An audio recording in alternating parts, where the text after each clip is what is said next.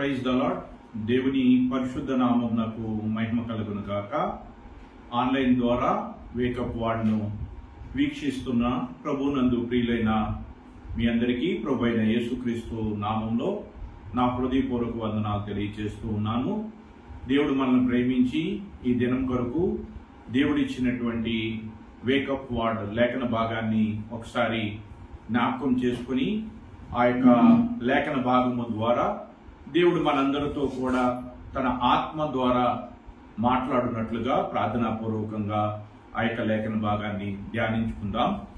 ఆదికాండము 26వ అధ్యాయము 22వ వచనంలో రాయబడినటువంటి మాట. ఆదికాండము 26, 22వ వచనంలో రాయబడినటువంటి మాట.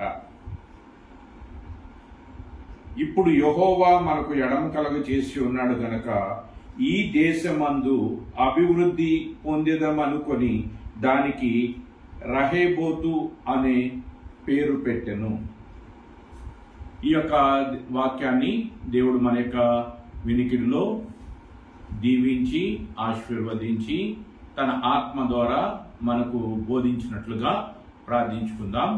ప్రేమ నమ్మకం కలిగిన మా ప్రియమైన పరలోకపు తండ్రి, పరిశుద్ధుడివైన దేవ, మహోన్నతుడా, నీ పరిశుద్ధమైన నామానికి వందనాలు స్తోత్రాలు చెల్లిస్తూ ఉన్నాం. మమ్మల్ని ప్రేమించి ఈ దినం కొరకు మీరు సిద్ధపరిచిన ఈ లేఖన భాగాన్ని బట్టి నీకు వందనాలు. ఈ లేఖన భాగం ద్వారా మా అందరితో కూడా మీరు మాట్లాడమని, బలహీనుడినైన నన్ను మరుగుపరిచి నిష్ప్రయోజనమైనటువంటి నా ద్వారా ప్రయోజనకరమైన నీ మాటను మా అందరికీ కూడా తెలియచేయమని, ఘనత మహిమ ప్రభావములు మీకే ఆరోపిస్తూ నీ కుమారుడు మా రక్షకుడునైన యేసుక్రీస్తు వారి శ్రేష్టమైనటువంటి నామంలో ఈ ప్రార్థన మీకు సమర్పిస్తున్నాము తండ్రి, ఆమేన్. ప్రియులారా, ఈ యొక్క లేఖన భాగాన్ని ఆధారం చేసుకుని, ఈ వచనాన్ని ఆధారం చేసుకుని ఒకసారి ఈ యొక్క అధ్యాయాన్ని మనం ధ్యానం చేసినట్లయితే, మరి యొక్క అధ్యాయంలో ఇస్సాకుకు దేవుడు ఏ రీతిగా తోడై ఉన్నాడు, మరి ఆ రీతిగా దేవుడు తాను ఇస్సాకుకు తోడై ఉండి ఏ రీతిగా మరి ఇస్సాకుకు భద్రతను కలగచేస్తూ వచ్చాడు, ఏ రీతిగా దీవిస్తూ వచ్చాడు, ఏ రీతిగా ఆశీర్వదిస్తూ వచ్చాడు అనేటువంటి అనేక విషయాలు ఈ అధ్యాయం ద్వారా మనం తెలుసుకొనవచ్చు.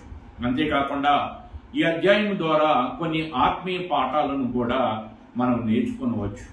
మరి ఆ యొక్క విషయాలన్నింటినీ తెలుసుకున్నట్టు కొరకు ఈ అధ్యాయాన్ని క్లుప్తంగా మనం ధ్యానం చేసినట్లయితే 26వ అధ్యాయము 1వ వచనంలో, అబ్రహాము దినములలో వచ్చిన మొదటి కరువు గాక మరి యొక్క కరువు ఆ దేశంలో వచ్చెను.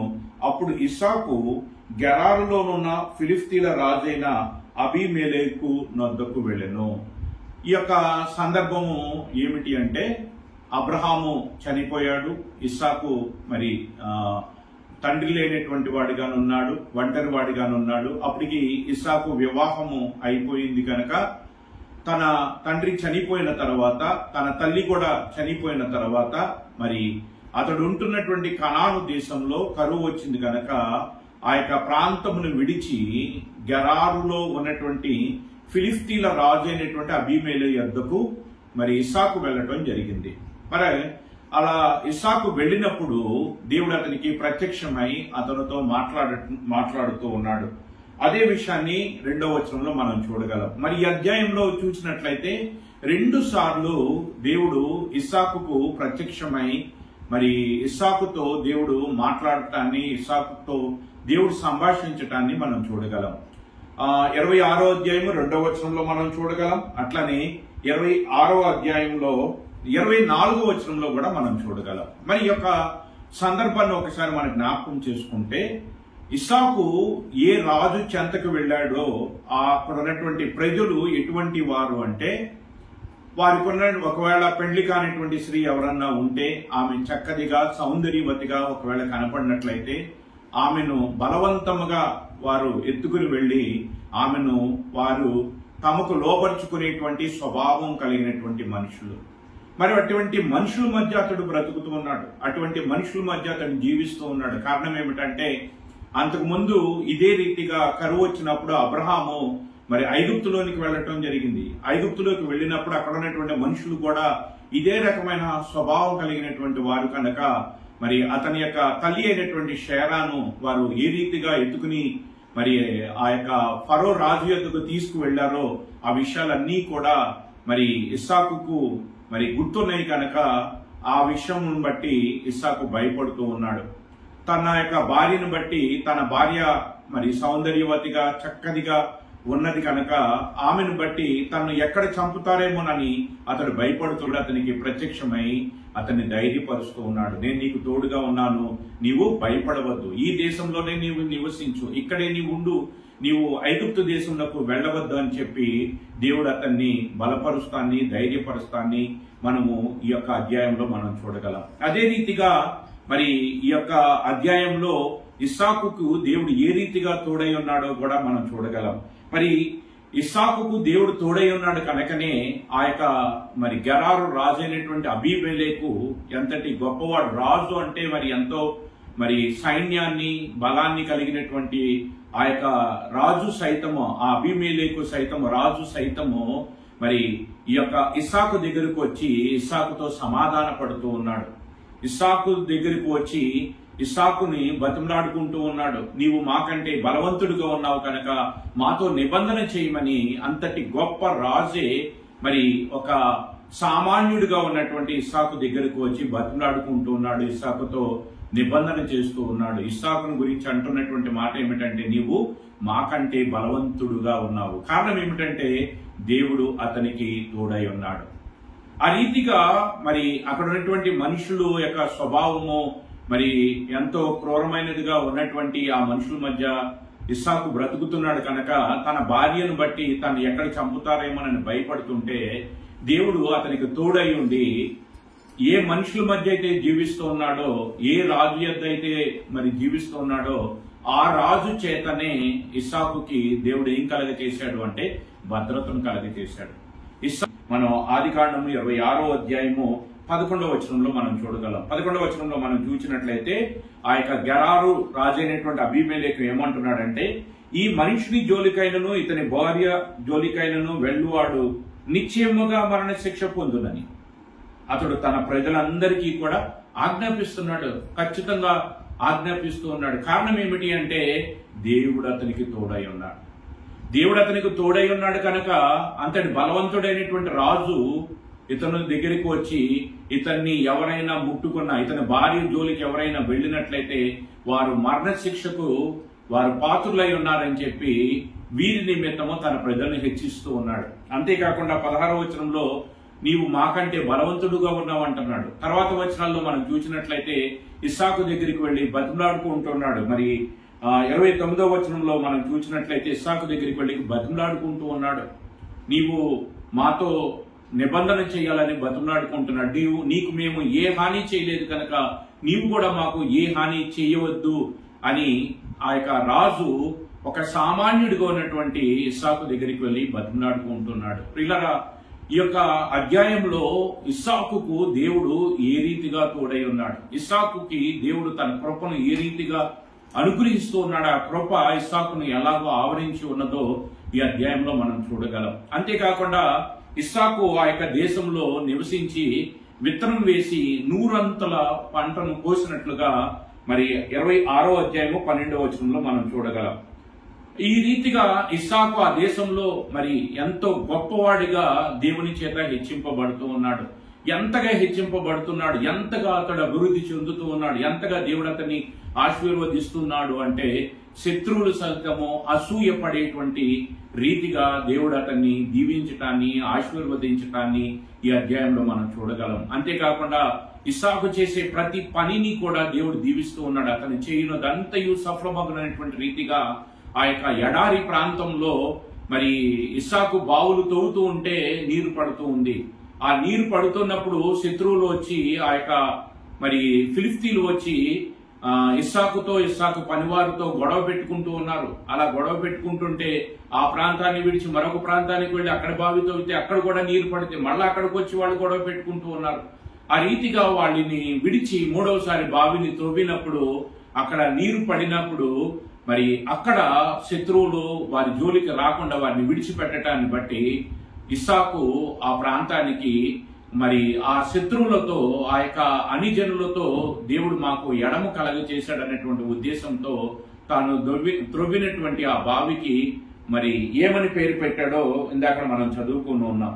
రహేబోతు అనగా ఎడము కలగ చేసును అని మరి ఇస్సాకు భావించి ఆ యొక్క దేశమందు దేవుడు తనకు అభివృద్ధి కలగ చేస్తాడని అనుకున్నటువంటి మాటను మనం మొట్టమొదటిగా చదువుకొని ఉన్నాం. ప్రియులరా, ఈ యొక్క అధ్యాయాన్ని మనం గమనించినట్లయితే ఇస్సాకు ఒంటరివాడు, తల్లి లేదు, తండ్రి లేదు. ఇస్సాకుకి ఏ మాత్రము కూడా బలవంతుడేమి కాదు. అతని వెనకాల మరి గొప్ప జనాంగమేమీ లేదు. అతని దగ్గర సైనికులు లేరు. అతనేమి ఆ దేశానికి రాజు కాదు. ఒక సామాన్యుడు, ఒక పరదేశి. అతడు కనాను దేశంలోనే ఒక పరదేశిగా ఉన్నటువంటి వాడు. మరి అటువంటి ఒక సామాన్యుడు దగ్గరకు రాజులు వచ్చి మోకెళ్ళుతున్నారు, రాజులు వచ్చి నిబంధన చేసుకుంటున్నారు, రాజులు వీరి నిమిత్తము ప్రజలకు ఆజ్ఞాపిస్తున్నారు అంటే కారణం ఏమిటంటే దేవుడు ఇస్సాకుకు తోడుగా ఉన్నాడు. ఇస్సాకు విత్తనం వేస్తే 100 పంట కొయ్యగలిగాడు అంటే కారణం ఏమిటంటే ఇస్సాకుకు దేవుడు తోడుగా ఉన్నాడు. ఇస్సాకు ఎక్కడ తవ్వితే అక్కడ నీరు పడుతుంది అంటే కారణం ఇస్సాకుకి దేవుడు తోడుగా ఉన్నాడు. ఆ దేశంలో ఇస్సాకు గొప్పవాడు అవడానికి గల కారణం ఏమిటంటే ఇస్సాకుకు దేవుడు తోడై ఉన్నాడు. మరి ఇస్సాకుకు దేవుడు ఎందుకు తోడై ఉన్నాడు? ఇస్సాకుకు దేవుడు తోడై ఉన్నాడు కనుకనే ఇస్సాకు అంత గొప్పవాడయ్యాడు. మరి ఇస్సాకుకు దేవుడు ఎందుకు తోడై ఉన్నాడు? కారణం ఏమిటి అంటే 26వ అధ్యాయము 5వ వచనంలో, అబ్రహాము నా మాట విని నేను విధించిన దాని నా ఆజ్ఞలను, నా కట్టడలను, నా నియమములను గైకొనెనని చెప్పాను.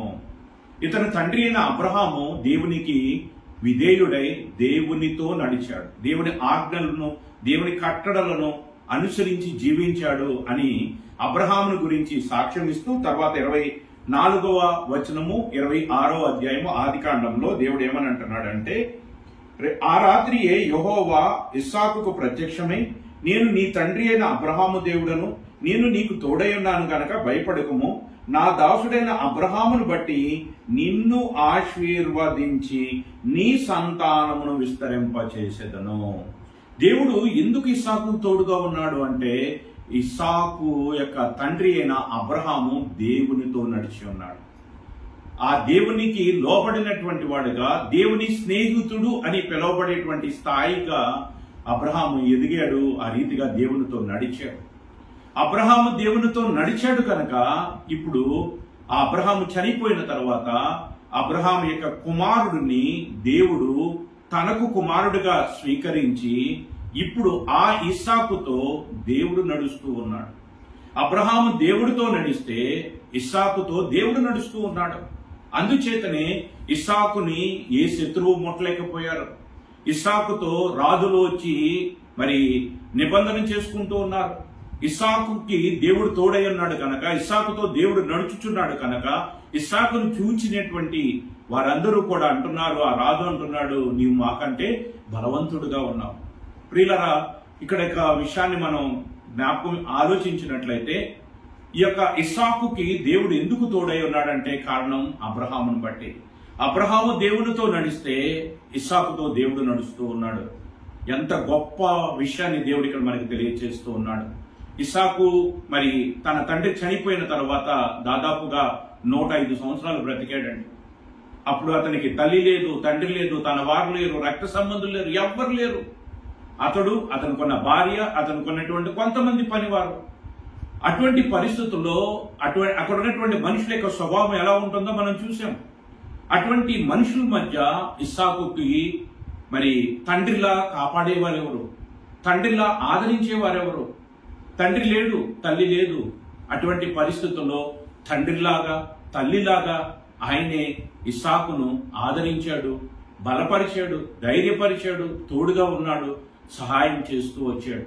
ఈరోజు ఈ యొక్క అధ్యాయం ద్వారా ఈ యొక్క ఇస్సాకు యొక్క జీవితంలో దేవుడు ఏ రీతిగా తోడై ఉన్నాడో ఈ యొక్క విషయం ద్వారా దేవుడు ఒక గొప్ప సత్యాన్ని, ఒక గొప్ప విషయాన్ని మనకి నేర్పిస్తూ ఉన్నాడు. మనము దేవునితో కూడా నడిస్తే దేవుడు మన పిల్లలతో కూడా నడవటానికి ఆయన ఇష్టపడుతూ ఉన్నాడు. మనం దేవునికి ఎంత దగ్గరగా ఉంటే దేవుడు మన వారితో, మన పిల్లలతో అంత దగ్గరగా ఉండి వారిని చేర్చుకుని వారితో కూడా ఉండి వారిని కాపాడి, వారిని బలపరిచి, వారిని అభివృద్ధి చెందించి, వారిని గొప్పవారిగా చేయటానికి దేవుడు ఎంతో ఆశ కలిగినటువంటి వాడుగా ఈ యొక్క అధ్యాయాన్ని బట్టి మనం అర్థం చేసుకోవచ్చు. అబ్రహాము తన కుమారుడితో ఎంతకాలం బ్రతికాడు అంటే 75 సంవత్సరాలు మాత్రమే బ్రతికాడు. మరి మిగిలినటువంటి 105 సంవత్సరాలు ఇస్సాకు ఒంటరిగా బ్రతకాలి. తండ్రి లేడు, తల్లి లేడు. ఎవరతనికి తోడు? ఎవరతని కాపాడతారు? ఎవరతనికి అండగా ఉంటారు? కరువు వచ్చింది. కరువు వచ్చినప్పుడు దేశాన్ని విడిచిపెట్టవలసి వచ్చింది. విడిచిపెట్టి ఫిలిస్తీన్ల దేశంలోకి వెళితే 100 పంట కోసేటువంటి పరిస్థితి ఇస్సాకు జీవితంలో ఉంది అంటే దానికి కారణం అబ్రహాము దేవునితో నడిచినటువంటిది. అబ్రహాము దేవునికి విధేయుడే సాష్టాంగపడి, అబ్రహాము దేవుడి ఆజ్ఞలు గైకొని, దేవుని స్నేహితుడిగా, విశ్వాసులకు తండ్రిగా అబ్రహాము నడవటాన్ని బట్టి ఇస్సాకు కరువులో, ఆ యొక్క కానానులో కరువు ఉంటే అతడు ఈ ఫిలిస్తీన్ల దేశమైన గరార్లోకి వచ్చి ఆ ప్రాంతంలో అతడు విత్తనం వేసి 100 పంటను కోయగలిగాడు. రాజులు అతని సముఖంలోకి వస్తున్నారు. అతని చుట్టూ ఉన్నటువంటి ప్రజలు ఇతన్ని చూస్తే భయపడుతూ ఉన్నారు. ఇతని మీద చేయి వేయటానికి భయపడుతూ ఉన్నారు. కారణం ఏమిటంటే దేవుడు అతనికి తోడై ఉన్నాడు. దేవుడు అతనికి తోడై ఉండటానికి కారణం ఏమిటి అంటే అబ్రహాం యొక్క సమర్పణ జీవితం, అబ్రహాం యొక్క విధేయత. అబ్రహాము ఏ రీతిగా తగ్గించుకున్నాడో, ఏ రీతిగా దేవుని ఆజ్ఞలు గైకుంటూ దేవుని సంతోషపరిచాడో దానిని బట్టి, ఆ యొక్క అబ్రహాము నడిచిన విధానాన్ని బట్టి ఇప్పుడు ఆశీర్వాద ఫలమును ఇస్సాకు అనుభవిస్తూ వచ్చాడు. ఇస్సాకుకు దేవుడు తోడై ఉన్నాడు. ఇస్సాకును ఆదరిస్తూ ఉన్నాడు. తల్లిలాగా ఆదరిస్తూ ఉన్నాడు. తండ్రిలాగా ప్రేమిస్తూ ఉన్నాడు. ఇస్సాకు యొక్క అవసరతను గుర్తించి అవసరతలన్నింటినీ కూడా దేవుడే తీరుస్తూ వస్తూ ఉన్నాడు. ప్రియులరా, ఈ యొక్క అధ్యాయము ఎంతో గొప్ప సత్యాన్ని, ఎంతో గొప్ప దేవుని యొక్క కృపను మనకు తెలియచేస్తూ ఉంది. దేవుడి యొక్క కృప ఇస్సాకు జీవితంలో ఆ రీతిగా ఆవరించి ఉండటానికి, దేవుని కృప అతనికి తోడై ఉండటానికి, దేవుడు ఆ రీతిగా ఇస్సాకుకు తోడై ఉండి ప్రతి పరిస్థితుల్లో కూడా ఇస్సాకును విడిచిపెట్టకుండా నిన్ను విడువను ఎడబాయును అనేటువంటి రీతిగా ఇస్సాకుకు తోడుగా ఉండటానికి గల కారణము అతని తండ్రి కుమారుడికి ఇచ్చినటువంటి గొప్ప బహుమానము, గొప్ప ఆస్తి. పరలోకమందు ఉన్నటువంటి దేవుణ్ణి ఇస్సాకుకు దేవుడు అబ్రహాము ఆస్తిగా ఇచ్చాడు. అందుకనే ఇటువంటి గొప్ప ఆస్తిని కలిగినటువంటి ఇస్సాకు శరీరపరంగానే కాదండి, ఆత్మీయంగా కూడా అతడు చాలా గొప్పవాడిగా అయ్యాడు. అతడు తండ్రి లేకపోయినా, తల్లి లేకపోయినా అతడు సమాధానముగా, నెమ్మదిగా, శత్రువుల మధ్య కూడా ఎంతో క్షేమంగా అతడు ఉండగలిగాడు. అంటే దానికి కారణం దేవుడు అతనికి తోడై ఉన్నాడు. దేవుడు అతనికి తోడై ఉండునట్లుగా మంచి పునాదిని అబ్రహాము ఇస్సాకు కొరకు వేసి పెట్టాడు. ఆ యొక్క మార్గంలో ఆ పునాది మీద ఇస్సాకు కట్టబడుతున్నాడు కనుక అతడు బహుగా వర్ధిల్లాడు. అతడు క్షేమంగా ఉన్నాడు. అతడు గొప్పవాడయ్యాడు. రాజులు సైతము అతనితో సమాధాన పడుతున్నారు. శత్రువులు చూచి అసూయ పడేటువంటి రీతిగా అతడు దినదినము అభివృద్ధి చెందుతూ వచ్చాడు. కాబట్టి ఇటువంటి గొప్ప సత్యాన్ని దేవుడు యొక్క అధ్యాయం ద్వారా మనందరికీ తెలియచేస్తూ మన నుంచి ఏం కోరుకుంటున్నాడు అంటే, అబ్రహాము నడిచినటువంటి రీతిగా నీవు నాతో నడవటానికి ఇష్టపడితే నేను నీతోనూ నీ సంతానముతోనూ నడవటానికి నేను ఇష్టంగా ఉన్నాను. నీ సంతతి వారిని నేను తండ్రిలాగా, తల్లిలాగా నేను చూసుకుంటాను అనేటువంటి గొప్ప సత్యాన్ని దేవుడు ఇక్కడ మనకి తెలియచేస్తున్నాడు. కనుక ఈ మాటల ద్వారా అబ్రహామును మనం ఆదర్శంగా తీసుకొని అబ్రహాము నడిచినటువంటి రీతిగా మనం కూడా నడిచి మన యొక్క పిల్లల విషయమై మనము ఒక మంచి పునాది వేసి మనము దేవునితో నడిచినటువంటి దానిని బట్టి వారు ఆ యొక్క ఆశీర్వాద ఫలమును అనుభవించినట్లుగా వారికి ఒక మంచి మార్గమును మనం చూపేటువంటి వారముగా ఉండటానికి మనం ప్రయత్నం చేద్దాం. ఆ రీతిగా అబ్రహాము వలె దేవునితో నడవటానికి మనము ఇష్టము కలిగినటువంటి వారమైతే దేవుడు మనకు తోడుగా ఉండి మనల్ని బలపరచటానికి, మన తర్వాత మన సంతానానికి తానే తండ్రిగా ఉండి, తల్లిగా ఉండి, ఆదరించేవాడుగా, బలపరిచేటువంటి వాడుగా ఉండటానికి ఆయన ఇష్టం కలిగినటువంటి వాడే ఈ దినము ఈ యొక్క వాక్యాన్ని దేవుడు మనకు అనుగ్రహిస్తూ ఉన్నాడు. కాబట్టి ఈ యొక్క లేఖన భాగాలను ఆధారం చేసుకొని ఈ యొక్క అధ్యాయము ద్వారా దేవుడు మనకు చేస్తున్నటువంటి ఉపదేశమును మనం ఆలకించినటువంటి మనము ఆ రీతిగా నడుచుకుందాం. అట్టి భాగ్యాన్ని మాటలు వింటున్న మనందరికీ కూడా దేవుడు అనుగ్రహించును గాక. ప్రార్థించుకుందాం. ప్రేమ నమ్మకం కలిగిన మా ప్రియమైన పరలోకపు తండ్రి, ఈ దినము మీరు ఇచ్చినటువంటి లేఖన భాగాన్ని బట్టి నీకు వందనాలు. ఈ ఆదికాండము 26వ అధ్యాయంలో ఇస్సాకు యొక్క జీవితము ద్వారా ఎన్నో గొప్ప సత్యాలను మాకు తెలియచేస్తూ వచ్చినందుకు వందనాలు. ఇస్సాకుకు మీరు ఏ రీతిగా తోడై ఉన్నారో, ఇస్సాకు యొక్క జీవితంలో మీరు ఏ ఏ కార్యములు చేస్తూ వచ్చారో వాటన్నిటినీ కూడా మాకు చూపిస్తూ, ఆ రీతిగా ఇస్సాకుకు మీరు తోడై ఉండటానికి గల కారణము అబ్రహాము నీకు లోబడ్డాడు, అబ్రహాము నీకు విధేయుడయ్యాడు, అబ్రహాము నీ ఆజ్ఞలు గైకొని జీవించాడు, కనుక నేను నీకు తండ్రిగా ఉంటాను అని ఇస్సాకుతో మరి నీవు ఏ రీతిగా మాట్లాడుతున్నావో ఆ మాటలన్నిటినీ కూడా మాకు గుర్తు చేసి ప్రభువా మాకు మరొకసారి బయలుపరిచి మమ్మల్ని ప్రేరేపించినందుకు వందనాలు. మేము ఆ రీతిగా అబ్రహాము వలె మేము నీ యొక్క మార్గంలో నడుచుకున్నట్లయితే మా తర్వాత మా సంతానం అంతటినీ కూడా మీరు దీవించేవారుగా, వారికి నీవు తండ్రిగా తల్లిగా ఆదరించేటువంటి వాడుగా, వారిని బలపరిచేటువంటి వాడుగా, నీవే సమస్తముగా వారికై ఉండేటువంటి వాడుగా నీవు ఉన్నావనేటువంటి గొప్ప విషయాన్ని మీరు మాకు తెలియచేసినందుకు నీకు వందనాలు, స్తోత్రాలు తెలియజేస్తూ ప్రభువా ఈ యొక్క వాక్యము చొప్పున మేము నడుచుకుంటానికి నీ కృప మాకు అనుగ్రహించి సహాయం చేయమని ఘనత మహిమ ప్రభావములు నీకే ఆరోపిస్తూ నీ కుమారుడు మా రక్షకుడునైనా యేసుక్రీస్తు వారి శ్రేష్టమైనటువంటి నామంలో ఈ ప్రార్థన మీకు సమర్పిస్తున్నాము తండ్రి. ఆమేన్. అందరికీ ప్రైజ్ ది లార్డ్.